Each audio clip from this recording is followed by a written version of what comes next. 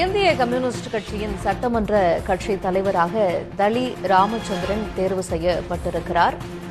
2 இடங்களை கொண்டிருக்கக்கூடிய இந்திய கம்யூனிஸ்ட் கட்சியினுடைய சட்டமன்ற கட்சி தலைவராக தலி ராமச்சந்திரன் தேர்வு செய்யப்பட்டிருக்கிறார்.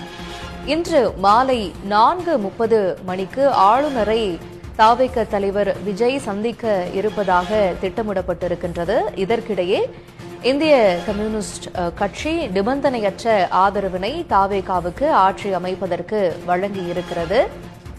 அதிகாரப்பூர்வமாக கிடைக்கப்பட்ட தகவல்களின்படி இந்திய கம்யூனிஸ்ட் தற்போது ஆதரவினை நல்கியிருக்கிறது. 114 என்று தாவேகாவினுடைய ஆதரவு இலக்கங்கள் சட்டசபைக்கு நிர்ணயிக்கப்பட்டிருக்கிறது. இதுவரைக்கும் 118 என்கின்ற இலக்கத்தை இன்னும் அடைய வேண்டும். 4:30 மணிக்குள்ளாகவெல்லாம் அந்த இலக்கங்கள் உறுதி செய்யப்பட்டு விடுமா அப்படிங்கிறது ஒரு கேள்வியாக இருக்கிறது. ஆளுநர் அர்லேக்கர் ஏற்கனவே 2 முறை விஜய் அவரை சந்தித்த பொழுது நீங்க தனிப்பெரும் கட்சி என்கின்ற அடிப்படையில ஆட்சி அமைக்க கோரவில்லை, கூட்டணி என்கின்ற அடிப்படையில் வந்ததுனால கூட்டணி அந்த கோயலிஷன் கவர்மெண்ட்டுக்கு பெரும்பான்மை நம்பரை நீங்க காமிக்கணும், யார் யாரு ஆதரவு வழங்குகிறார்கள் என்பதை அந்த ஆதரவு கடிதங்களோட குறிப்பிடணும் என்பதை அவர் வலியுறுத்தி இருந்தார். தற்போது நம்மோடு அரசியல் விமர்சகர் ரவீந்திரன் துரைசாமி பார்வைகளை பகிர்ந்து கொள்வதற்காக இணைகிறார். திரு ரவீந்திரன் துரைசாமி, இன்னைக்கு 4:30 மணிக்கு உறுதியாயிடும் அப்படிங்கறத நம்ம புரிஞ்சிக்க முடியுமா? ஏன்னா 118ங்கிற இலக்கம் இன்னும் எட்டப்படாம இருக்கு. இன்னும் 4 மணிக்கு உறுதியாகணும்னா விடுதலை சிறுத்தைகள் அவங்க நாளைக்கு தான் தங்கள் முடிவை அறிவிப்பதா சொல்லியிருக்கிறாங்க.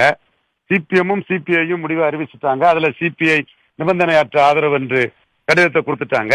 சிபிஎம்மும் நிபந்தனையற்ற ஆதரவு என்ற கடிதத்தை கொடுக்கறதுக்கான வாய்ப்புகள் இருக்குது. விடுதலை சிறுத்தைகளின் கடிதம் சேர்ந்தாதான் அந்த ரிக்வயர்டு நம்பர் கிடைக்கும் என்று தெரிகிறது. விடுதலை சிறுத்தைகள் இன்னைக்கு ஈவினிங் கூட்டம் போட்டு நாளைக்கு தான் அந்த முடிவை தெரிவிக்கிறதா சொல்றாங்க. இதற்கிடையில இன்னைக்கு தாவேகா தலைவர் விஜய் அவர்கள் கவர்னர் அப்பாயின்மெண்ட் வாங்கி சந்திக்கிற தகவல் வருது. இது குறிப்பா இதுல ஒரு ட்விஸ்ட் வரணும்னு சொன்னா ஒரு இடத்துல வர்றதுக்கான ஒரு சாத்தியக்கூறுகள் இருக்குது. அது நாம அறுதிட்டு உறுதியா சொல்ல முடியாது. எந்த இடத்துல? நேற்றைய தினம் கவர்னர் கொடுத்த அறிக்கைங்கிறது விஜய்க்கு ரிக்வயர்டு மெஜாரிட்டி நம்பர்ஸ் விஜய் தாவேகா எஸ்டாப்ளிஷ் பண்ணலங்கிறத சொல்லியிருந்தாரு. ஓகே, இப்ப 116 உறுதியா இருக்கு. அப்பனா இன்னைக்கு கொடுக்க மாட்டார் அர்லேக்கர்? இன்னைக்கு கொடுக்க வாய்ப்பு இல்ல. அது மட்டும் இல்ல, இதுல பெரிய ஒரு கொஸ்டின் என்னன்னா, உங்களுக்குள்ள அரசமைக்கூடிய வாய்ப்பு 7ஆம் தேதியோட முடிஞ்சு போச்சு. 7ஆம் தேதிக்கு நீங்க கொண்டு வராத ஒரு சூழ்நிலையில நான் உங்களை மீண்டும் ஒரு ஸ்டேபிள் கவர்மெண்ட் உங்களுக்கு அமைக்க முடியும் என்ற அடிப்படையில் உங்களை அழைக்க முடியாது என்ற ஒரு அதிரடியான உரிமை கூட சென்னமேனி வித்யாசாரா எடுத்த மாதிரி இவர் எடுப்பாரா என்கிற ஒரு கேள்வியும் அரசியல் அரங்கத்துல எழும்பி இருக்கிறது. அதுல ஒரு ஒரு கிளியர் இல்லாத ஒரு ஆம்பிக்யூஸான ஒரு விஷயம் தான் அதுல இருந்தது. அந்த இடத்த நீங்க மீண்டும் வந்தா 118 வந்தா நான் ஏற்றுக்கொள்ளுங்கிற மாதிரி எந்த இடத்துக்குள்ளயும் சொல்லல. அதுல உங்களுக்கு போதுமான எண்ணிக்கை இல்லை என்பதை ரெக்கார்ட் பண்ணியிருக்கிறாரு. நேற்றைய தினம் போதுமான எண்ணிக்கை இல்லை என்பதை ரெக்கார்டிக்கலா அவர் பதிவு பண்ணியிருக்கிறாரு. அதற்கு பிறகு நீங்க 2 நாள் கழிச்சு கொண்டு போகக்கூடிய எண்ணிக்கையை அவர் காஸ்ட் ட்ரேடிங் என்று அதை ஏற்றுக்கொள்ளாமல் இது குதிரை பேரம், அதனால இதை ஏற்றுக்கொள்ள முடியாதுங்கிற ஒரு அதிரடியான ஒரு முடிவை கூட எடுப்பாரா என்பது ஒரு கேள்விக்குறியாக இருக்கிறது. இதுல சசிகலா விஷயத்துல இப்படி ஒரு அதிரடியான முடிவு சென்னமேனி வித்யாசார ராவ் சசிகலா அம்மையாருக்கு 133 இடங்கள் இருந்தும், பன்னீர்செல்வம் வெளியேறிய பிறகு 122 இருந்தும், நிலையான ஆட்சி உங்களால கொடுக்க முடியாது என்ற அடிப்படையில, ஸ்டேபிள் கவர்மெண்ட் கொடுக்க முடியாது என்ற அடிப்படையில பதவி பிரமாணம் செய்து வைக்கவில்லை என்பதை நாம பார்த்தோம். அது ஒரு விதமாக இருந்தாலும் கூட இதில் ரெக்கார்டிக்கலா கவர்னர் நேற்று கொடுத்த ஒரு அறிக்கையோட இன்டர்பிரேஷன் விஜய்க்குள்ள வாய்ப்பு 7ஆம் தேதியே முடிந்து விட்டது. அதற்கு பிறகு நாங்கள் அந்த வாய்ப்பை தருவதற்கு முடியாது என்ற அடிப்படையிலும், இது குதிரை பேரத்தில் வந்தது என்ற அடிப்படையிலும், பேரம் பேசி வந்த அடிப்படையிலும் அவர் மறுப்பாரா அல்லது ஏற்றுக்கொள்வாரா என்பது கவர்னரின் முடிவை பொறுத்து தான் நாம் சொல்ல முடியும். அந்த முடிவுக்காகத்தான் என் போன்றவர்களும் அவளுடன் எதிர்பார்த்து கொண்டிருக்கிறோம். குதிரை பேரம்னா இப்ப இன்னொரு கட்சியில இருந்து உடைச்சு கூட்டிட்டு வரல, ஒரு 2/3 மெம்பர்ஸ கூட்டிட்டு ஆட்சி அமைக்கிறோம் அப்படிங்கறத பண்ணல. அதிகாரப்பூர்வமாக அந்த நம்பர்ஸுக்கு அட்டைன் பண்ற அளவுக்கு கட்சிகள் ஆதரவு கொடுக்குறாங்கன்னா 118 வந்தா கொடுக்க வேண்டியது தானே, அதை எப்படி முடியாதுன்னு சொல்லுவார் ஆளுநர்? ஓகே, உங்களோட அந்த ஆர்குமெண்ட்டும் சரிதான், கொடுக்க வேண்டியதான அந்த ஆர்குமெண்ட்டும் அந்த ஆர்குமெண்ட்ல நியாயம் இருக்கிறது. அதே வேளையில நான் கவர்னர் சைடு கவர்னர் முடிவு எடுத்துட்டாருன்னு ஆர்குமெண்ட்டை வைக்க விரும்பல. ஒருவேளை சென்னமேனி வித்யாசாரா செய்தது போல் நான் உங்களுக்கு உள்ள வாய்ப்பை நான் இன்றே முடித்துக் கொண்டேன், இதற்கு மேல் உள்ள வாய்ப்பு என்னால் ஏற்றுக்கொள்ள முடியாது என்று ஒரு அதிரடியாக ஒரு முடிவு எடுக்க மாட்டார் என்றும் என்னால் உறுதியாக சொல்ல முடியவில்லை. காரணம், அவர் எதற்காக நேற்று அந்த ரெக்கார்டிக்கெல்லாம் அந்த கவர்னர் மாளிகையோட அந்த ஒரு நோட்டிபிகேஷன் அனுப்பணும், அதன் தேவை என்ன என்பதுதான் இந்த கேள்வி. அதுவும் அந்த நோட்டிபிகேஷன் ஒரு ஆம்பிகுவஸாட் இருக்குது, கிறிஸ்டல் கிளியரா தெளிவாக இல்ல. நீங்க இப்போ உங்களுக்கு இந்த எண்ணிக்கை இல்ல, நீங்க 118 வந்தா நான் ஏற்றுக்கொள்வேன் என்ற ஒரு அண்டர்டேக்கிங் அதுல எதுவுமே இல்ல. உங்களுக்கு மெஜாரிட்டி இல்ல, அதை எஸ்டாப்ளிஷ் பண்ணலங்கிறது அவர் சொல்றாரு. அதை அவரு உங்களுக்கு கொடுத்த வாய்ப்பை நீங்கள் விட்டு விட்டீர்கள், இனிமேல் அடுத்த வாய்ப்பு என்பதை நான் ஏற்றுக்கொள்ள மாட்டேன் என்று கூட சென்னமேனி வித்யாசாரா சொன்னது போல் அதிரடியாக சொல்வதற்கான ஒரு சாத்தியக்கூறுகளும் இல்லாமல் இல்லை என்று நான் கருதுகிறேன். அப்படித்தான் சொல்வார் என்றும் நான் உறுதியாக சொல்ல தயாரில்லை.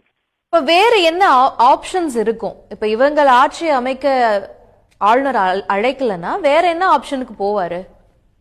அவர் 7ஆம் தேதியே விஜய் ஆப்ஷனை நான் எக்ஸ்ப்ளோர் பண்ணி பார்த்து விட்டேன், விஜய்க்கு போதுமான எண்ணிக்கை இல்லை, அதற்கு பின்பு அவர் கொண்டு வருவது வெறும் குதிரை பேரம்தான் என்று அதை அவர் முடித்து விட்டார் என்றால், அடுத்த ஆப்ஷனாக 2வது இடத்தில் இருக்கக்கூடிய கட்சியான திராவிட முன்னேற்ற கழகம் அவர்கள் ஆட்சி அமைப்பதற்கு எந்த கிளைமையும் வைக்கவில்லை, நாங்கள் எதிர்கட்சியாக இருப்போம் என்ற ஒரு இதை கூறியிருக்கிறார்கள்.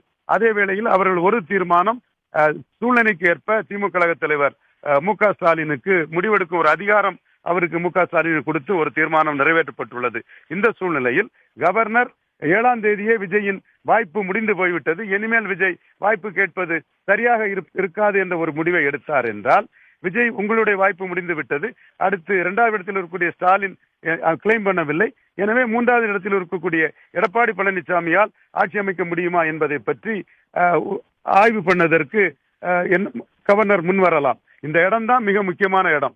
நேற்று கொடுத்த அறிக்கை ஒன்ஸ் ஃபார் ஆல் விஜய்ஸோட ஆப்ஷன் க்ளோஸ்ட் ஆர் தெளிவாக கவர்னர் கன்வின்ஸ் ஆனா ஆட்சி அமைப்பை 118 கன்வின்ஸ் ஆனா ஆட்சி அமைப்பை அழைப்பாரா என்பது 50-50 அதை பார்க்கிறேன். கவர்னர் அதில் என்ன முடிவு இருக்கிறார் என்பதை பார்த்து அடுத்த கட்டம் எப்படி நகரும் என்பதை நாம் தெளிவாக கூற முடியும். 3வது ஆப்ஷனுக்கு கவர்னர் போறாரு, அதிமுகவை கூப்பிடுறாரு அப்படின்னா அதிமுக யாரிடம் ஆதரவு கோருவாங்க? அவங்களுக்கும் இதே 118ங்கிற மேஜிக் நம்பரை தான் அட்டைன் பண்ணி ஆகணும். யாரிடம் ஆதரவு கோருவாங்க? ஆதரவு கூறுவது திராவிட முன்னேற்ற கழகத்திடம் தான் ஆதரவு கூற முடியும். அப்ப இதே கம்யூனிஸ்டுகளும் விடுதலை சிறுத்தைகளும் உள்ள வரணும் இல்லையா? கண்டிப்பா அப்படி வந்தாதான் அந்த நம்பர் வரும். சோ இந்த இடத்துக்குள்ள கவர்னருக்கு டிஸ்கிரிஷன் பவர் ரொம்ப பெரிய அளவுல இருக்குது.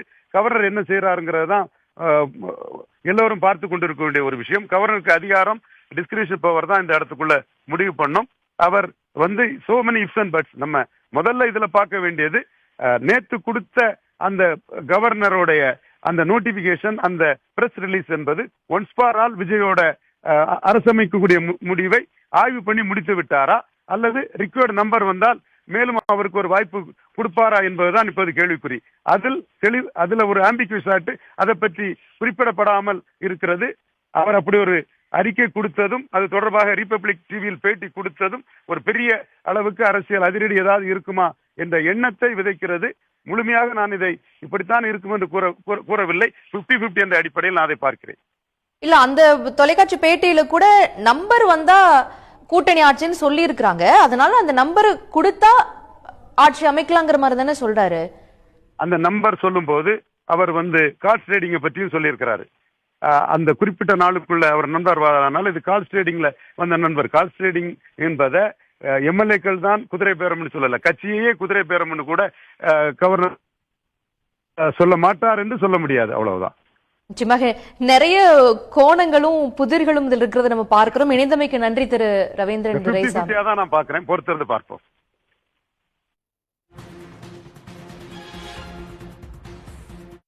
Every dream waits for its moment. When the light appears, it doesn't just shine, it moves everything forward. Focus sharpens, rhythm builds, hands create. Systems breathe.